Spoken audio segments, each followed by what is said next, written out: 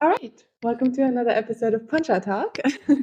My name is Ellie. I'm host of Poncha Talk, and in this podcast, we talk about all topics related to remote work, digital nomad life, and today I am very excited to have my best friend on the show with us, Isa, and she is a therapist. So today we will kind of talk about the topic of mental health and remote work, as well as her perspective on the digital nomad life.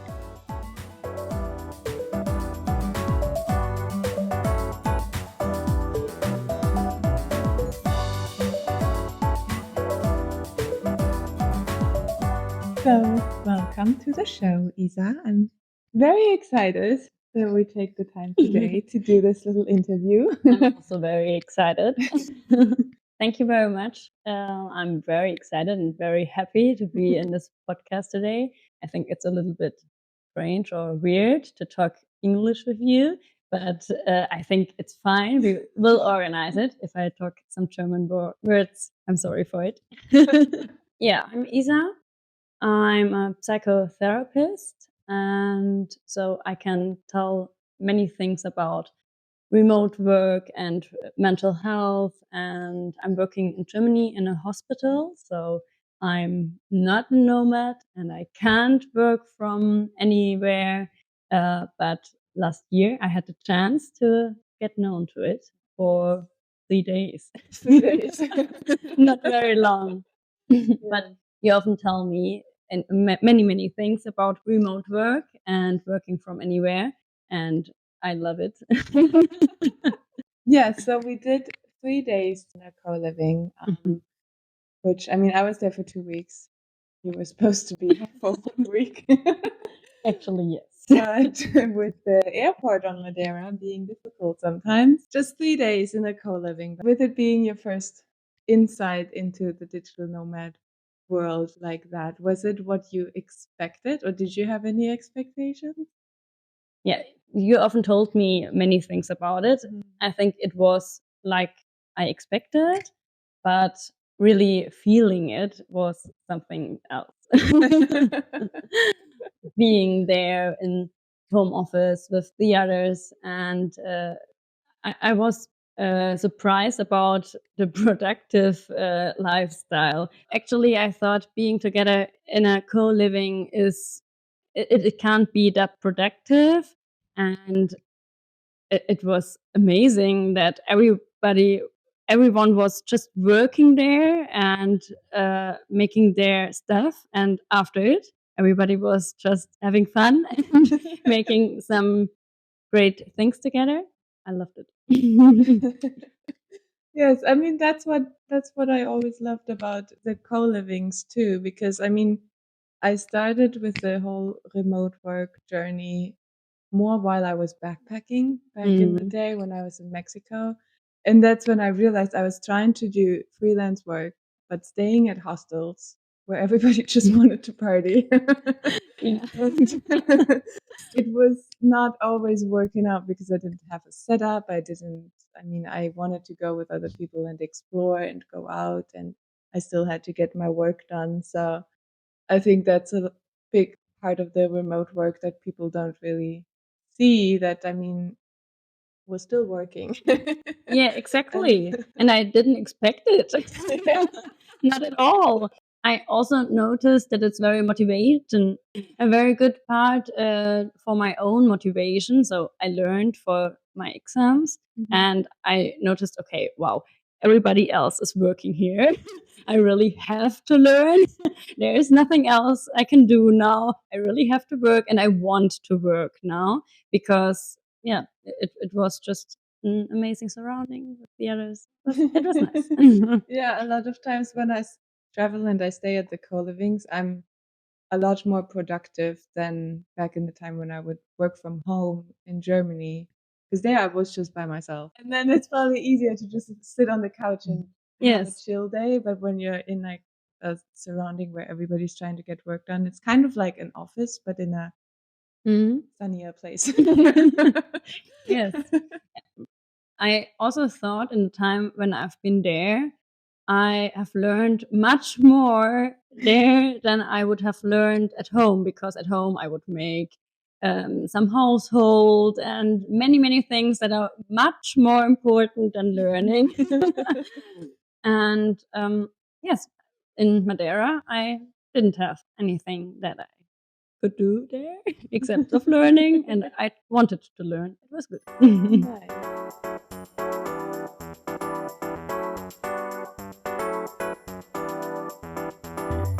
So got your studying done. You passed your exams also Yes.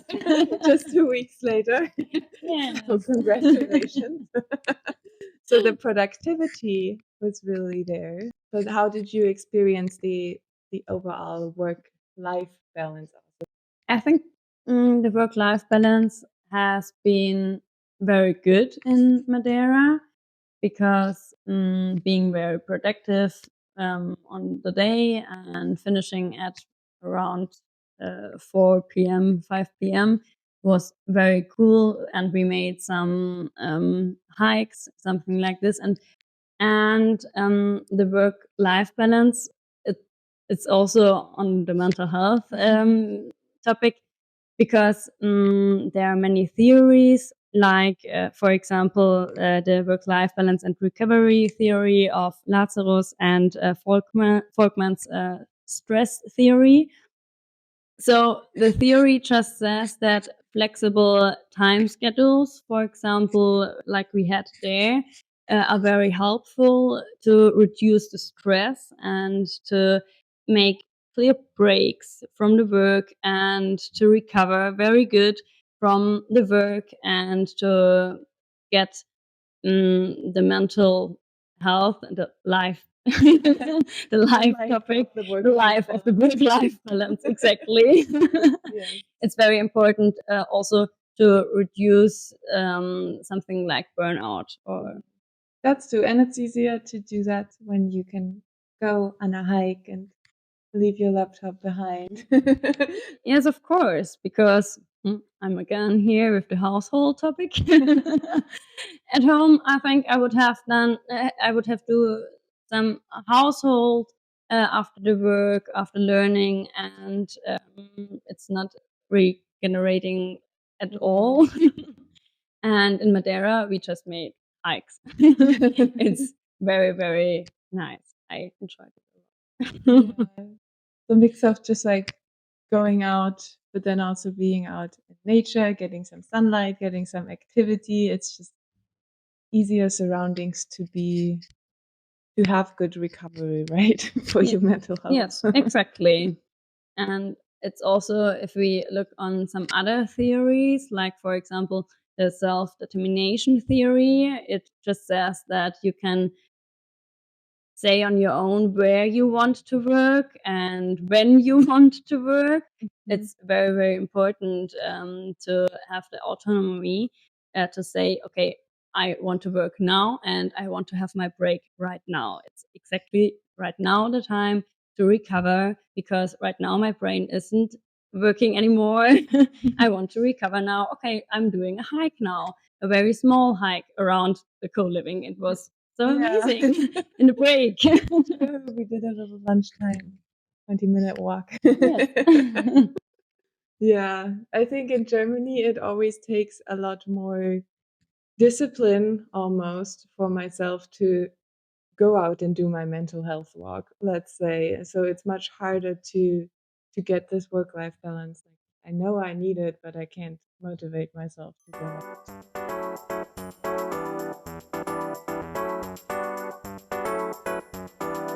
Since I told myself, okay, focus more on work-life balance, and when I decided, okay, Madeira is it, let's go there. And when I first left my old job, at first, I think my body was still confused because I was so used to like constantly being going and under like pressure and stress and deliver, and then I just had nothing to do all day, you know? It was something that I really had to get used to. And then I struggled with that for a little bit when I first came to Madeira because I didn't know exactly what to do with myself. And then I think it's easier said than done to just quit your job and go somewhere abroad. And because it sounds so nice, it takes a lot of internal motivation again to find something for yourself to do. Even when you're in like a nice place like Madeira, I now had to create some structure on my own for my day. Because I didn't want to sleep in until 11 every day and chill. I could do that, but in the long term, I don't think that's gonna work out. So I still had to like, this is why I started with like the morning routines and making sure I still set myself an alarm at 8 o'clock or something. People are like, why are you doing that? You're not working. But I'm working on other projects like podcasts and whatever. And I don't want to fall into a like, I don't know what would you call that?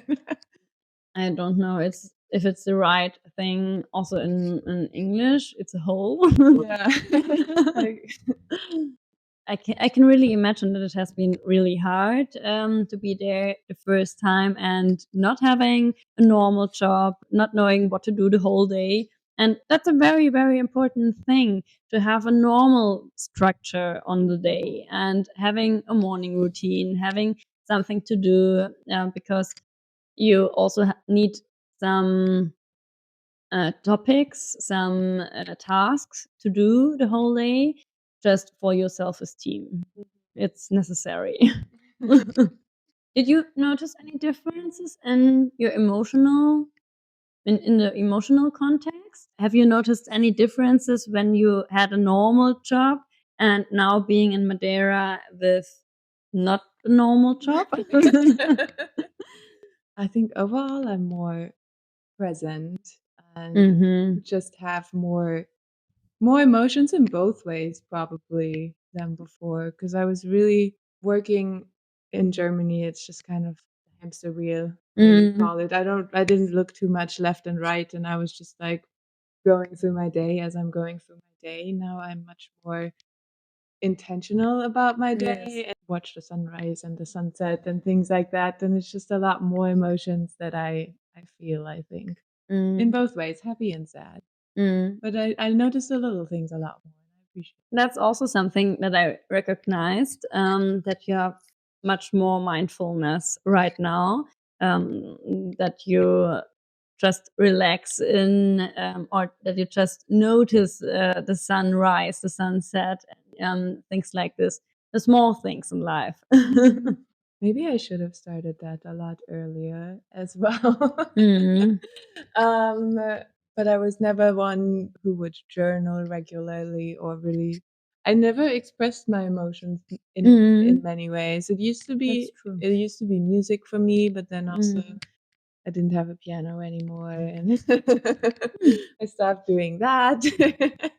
So yeah, I think for a little period there, I didn't have an emotional outlet at all. Yes.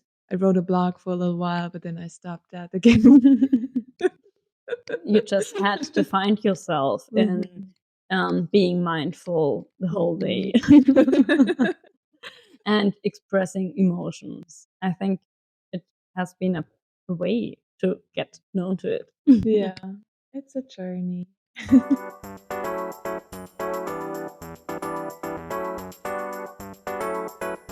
It's a journey. No, the last months have been a bit of a roller coaster. The last years, kind of, I think, because I've bounced around all over Europe. Because I've known for myself for a very long time that Germany is not the place for me, even though I love, the friends that I have here and family. But it's just, I think, because I moved away for college when I was 18, and then I just been living such a different lifestyle that every time I'm in Germany, I feel like I don't quite fit in. Like my mind is wired a bit differently.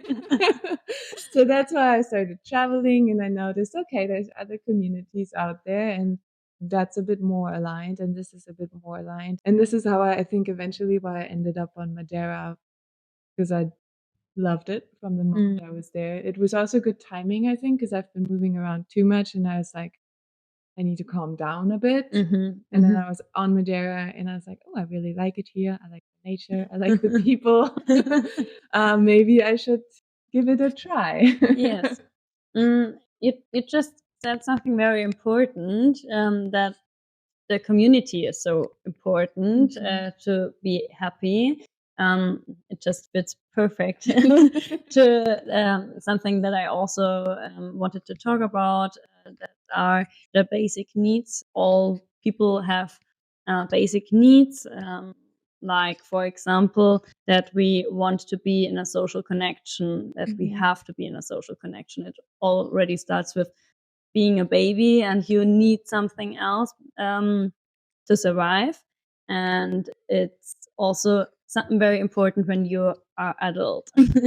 And of course, being somewhere and working from anywhere can be a risk for being lonely, or to feel lonely and to be isolated. And I think you have to do a lot that it's not happening. What did you do for it?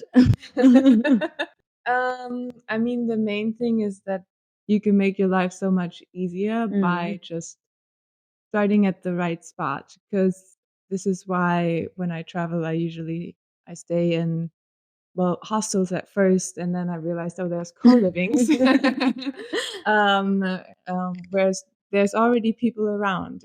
Because I've also done like remote work trips where I would just get an Airbnb or a hotel even, and there it's much harder to meet people because you're just by yourself. Staying at a co-living, for example, or getting involved, like going to community events with other nomads, like I do with Madeira friends now, and there it's everybody's looking for a connection because you're surrounded by other people also traveling alone, and they want to meet people, you want to meet people.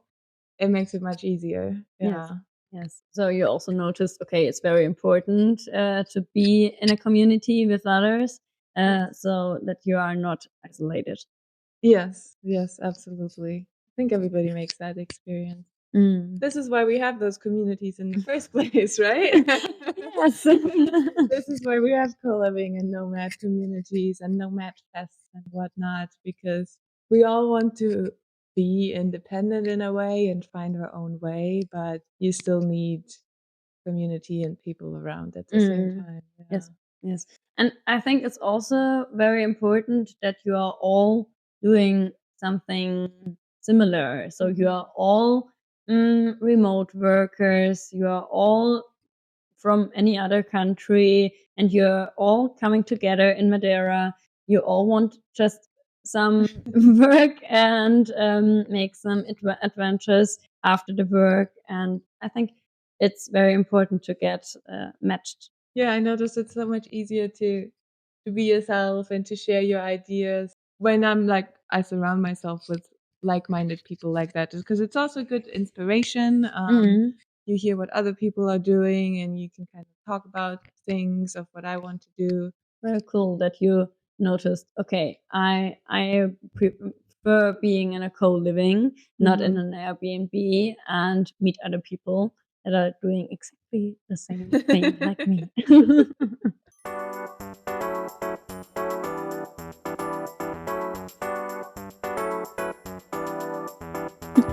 We've heard a lot of positive things of remote work and journey going abroad and making new experiences there. But from your perspective, are there also some, mental health issues that you see with people working remotely? First, I already told you we already talked about the social isolation and feeling lonely. But I think also with the self-esteem, it's very important to look on this topic, because actually it can boost your confidence and your productivity to choose the place where you want to work and where you feel good. But on the other side, it also has the risk that for example, if you are working remote, you can't get the direct feedback of any other colleagues, or maybe you also feel invisible in the company when you're never in the office. So I think this has many impacts on the self-esteem, And it's very important to look on this point also for the mental health. Mm-hmm. Yeah, I mean, I worked remote in a couple different jobs actually, especially when I first started working remotely, and I was new to the company also, so the onboarding was really difficult to never have in-person contact. I did never really establish like a true connection to the company. I felt like I was just another employee sitting at home, but I wasn't really part of the company. And then I also I mean there's always online meetings and things like that you can do, but I think again with that you have to be a lot more proactive in terms of your communication with Yes. others. To proactively ask for, hey, can we schedule a meeting? Hey, can you give me feedback on this? And because I think it's also easier for other people to forget about you when you're not, Yes, of course. sitting at the desk next to, and they may not even mean any harm with it. It's just how it is. Yeah. I think it's very important to recognize this, that you really need to go active on the others and say, okay, hey, I'm here. I want to work with you, and I want to talk to you because I'm also working together with you. Yeah, yeah. And then I also realized that once I kind of progressed in my career and then I started working with other people and having teams, and yeah, it's really important to reach out to other people and to have one-on-one conversations and to still treat them as a human, as stupid as that sounds, because sometimes they might just want to tell you about their pet, or even if it's totally not work related, but when the cat comes in the video call, you just have to listen for a minute and let them tell you. Or sometimes we just want to vent about our day. And I think a lot of times with the remote work, meetings are like so structured and like everybody gets in and then 30 minutes later and then you have to jump to the next call. So we're just like jumping from one call to the other. I don't know. This is how my schedule used to look like when I was working remotely. It was like back to back to back to back calls. And we never really, you never have like just a coffee chat or, just some time to chat about your day with somebody. Yes. I, I think it's much more difficult in the remote work just to sit together and drink a coffee. It's not possible. So you have to make a coffee call, Yeah, something you like this. schedule a virtual coffee. We used to do that. I did Oh, that with really? friends, just like virtual coffees. Or for a while, we had like a virtual lunch where just anybody who wanted to could call in and you would just sit there and eat lunch together virtually. Sounds kind of weird, but it was also nice because, yeah, people just showed up and talked about random things. And I think a lot of times we forget about that in the remote world. Yes. That we need that as humans. Yeah. How's it right now with the self-esteem? So right now you aren't in a company anymore. You are on your own. How is it right now? So I think maybe it's also a problem that, for example, right now you think, okay, I'm on a Madeira. I don't know what I do here, and I really want to do something right on Madeira, but don't know what. Yeah.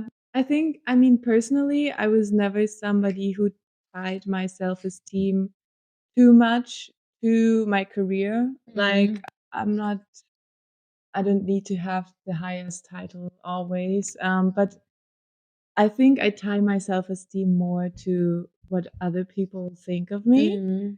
And a lot of other people think of, they tie it to your career. And that's again where I realized how different communities are. So when I'm on Madeira, it's much easier for me to talk about it because everybody there is just kind of, I mean, trying out different things, or at least they have been trying out different things in the past and they've failed at entrepreneurship and whatnot. And maybe now they have a successful business, but they know the struggle and journey of finding their way in Yes. life.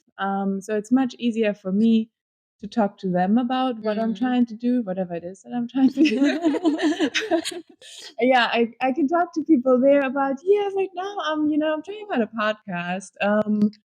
And everybody's like, oh, that's so cool. What's your podcast about? And can I be a guest? And I want to talk about it. And then now I'm back in small town Germany, and yeah, I'm telling people about, oh yeah, I'm doing a podcast now. And the first question is like, do you make money off of that? Yes, I see. And I'm like, no. But I really enjoy it. I can imagine, because I think many people here can't imagine at all what you're doing. And that also has impacts on the self-esteem, of course, when they are asking questions like, what are you doing the whole day? And are you getting some money with the podcast? And what about your future? And of course, that's hard, I think. Yeah, it is. Learning. This is why I just try to find a supportive surrounding for myself to kind of boost my self-esteem through community. Yeah. Amazing that you get the boost in the communities. And of course, you are finding your way. Of course, you are. I'm sure.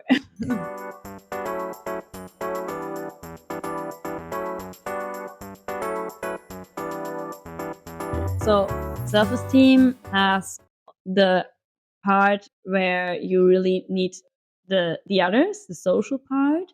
And that's a very, very important thing, that you get some feedback from the others that you're doing good, that you're doing a good job.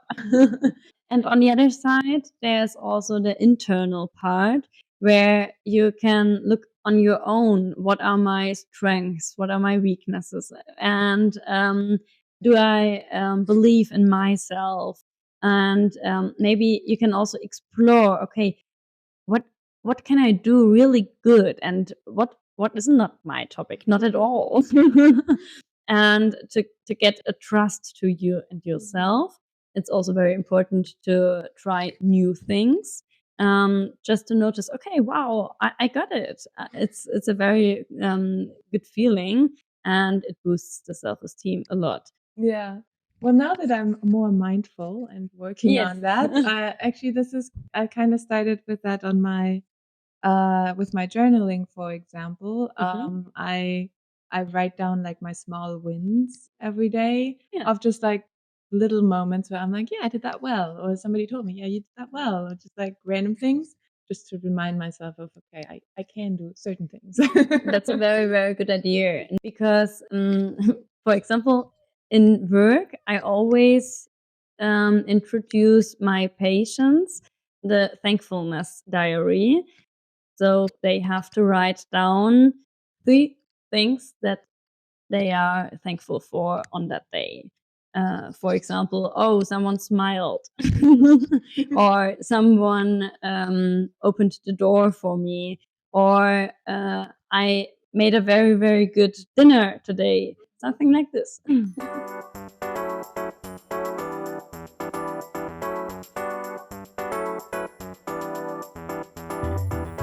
I think in general with the remote work, it can be so rewarding in so many ways, but it takes a lot of internal work as well. You have to find your own structure, you have to find your own motivation, and intentional with a lot more things than when you're just flowing through a regular 9-to-5 job at home, I guess.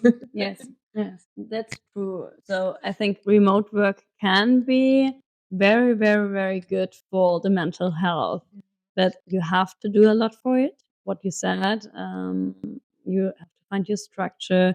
You have to make a morning routine, something like this. Yes, you have to go to the people and to the companies to feel healthy. You ever wish you could work remote? Or not just once? not really? And I could also imagine that it would be exactly what I want. So unfortunately, I have the wrong job. No, joke. You love your job, no? Yes, exactly. I love my job. I love my life here in Germany. So it's also a very, very good thing. But I love traveling, and in every holiday, in every vacation, I always go out of Germany and travel because I love traveling, and I try to combine it like this, that I work from home and that I travel a lot. But yes, especially last year after the 3-day trip in Madeira, I was like, oh wow, I have to find a job like this, exactly like this. I want to live like this. And then I noticed, okay, wow, no, I have a dog, I have a husband, I have a work in the hospital. It's not possible right now.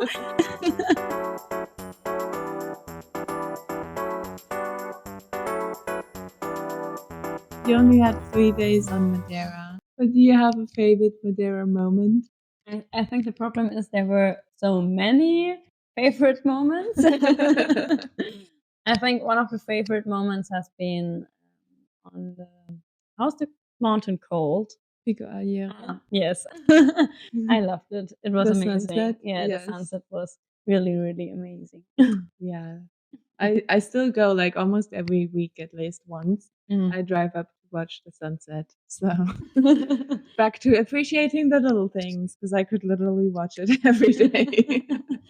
I think so, It's yes. so pretty and peaceful and quiet. What was your favorite moment in Madeira in the year now?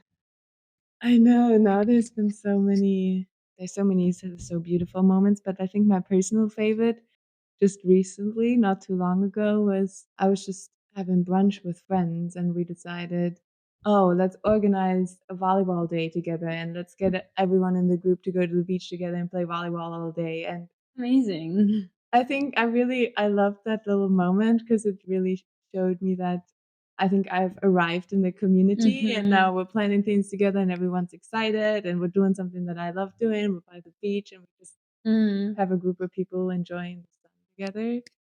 Amazing. So that was really nice. And it worked out great. Everyone loved it.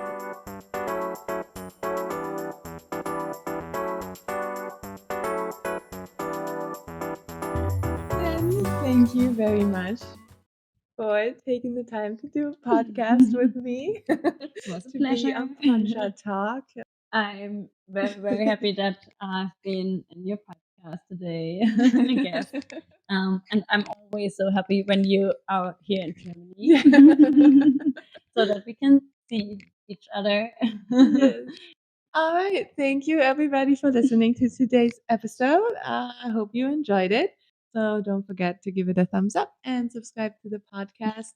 And I will see you again next week with more stories about remote work back on Madeira in the warm t-shirt weather. So yeah. I'll see you there. Thank you. Bye.